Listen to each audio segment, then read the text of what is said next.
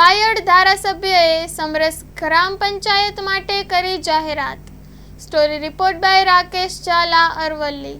જે રીતે મેં અગાઉ જાહેરાત કરી હતી કે ભાઈ જે પંચાયતો સમરસ થશે અને 10 લાખ રૂપિયા મારી ગ્રાન્ટમાંથી આપવામાં આવશે તેનું એક સુંદર ઉદાહરણ મારા માદરે વતન મારો વિસ્તાર એમ કહેવાય વતનની બાજુની પંચાયત રૂપનગર પંચાયત જે હમણાં જ છૂટી પડી છે અને એ પંચાયતમાં બધા જ ગામો અને આજુબાજુના ગામો જે પંચાયતમાં આવતા ગામોના તમામ કાર્યકર્તાઓ નાગરિકોએ ભેગા મળીને નક્કી કર્યું કે ભાઈ આપણી ભલે પહેલી પંચાયત પહેલું ઇલેક્શન છે પણ આપણે સમરસતાનો એક ઉદાહરણ પૂરું પાડવું છે। એના ભાગરૂપે ભરતભાઈને સર્વાનુમતે નક્કી કરીને એમને સમરસ પંચાયત તરીકે એમની નિયુક્તિ સરપંચ તરીકે કરી છે। તેમને હું અભિનંદન આપું છું અને આ પંચાયતના વિકાસના કામ માટે ધારાસભ્ય છું એટલે મારી જવાબદારી આવે છે। જે બોલ્યો છું તે પ્રમાણે એ રીતે હું 10 લાખ રૂપિયાની ગ્રાન્ટ હું આ રૂપનગર પંચાયતને સમરસ થવાથી 100% હું આપવાનો છું અને આપીશ પણ ખરો અને એ સિવાય પણ જે પણ જરૂરિયાતની જરૂર પડશે એ તમામ પ્રકારની મદદ આ પંચાયતને હું કરીશ। મારું નામ પરમાર ભરતભાઈ મોનાભાઈ છે। હું રૂપનગર ગ્રામ પંચાયત તરફથી મેં સરપંચની ઉમેદવારી માટે દાવેદારી કરી હતી।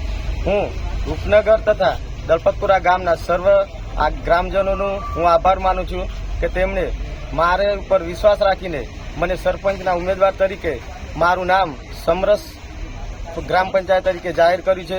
તે બદલ હું સર્વ દલપતપુરા રૂપનગર ગામના ગ્રામજનોનો આભાર માનું છું અને ખાસ કરીને આપણા બાયડ માલપુરના ધારાસભ્ય ધવલસિંહ ઝાલા જે તેમના માર્ગદર્શન હેઠળ હું તેમનું માર્ગદર્શન મેળવીને અને તેમના કામ કરેલા અનુભવોને આધારે મેં તેમને માર્ગદર્શન અનુસરીને જે એમને વિકાસના કામો માટે જે રજૂઆત કરી તે સર્વ ગામજનોને વાત કરી અને સર્વ ગામજનોએ મને તે માટે નિયુક્ત કરેલ છે।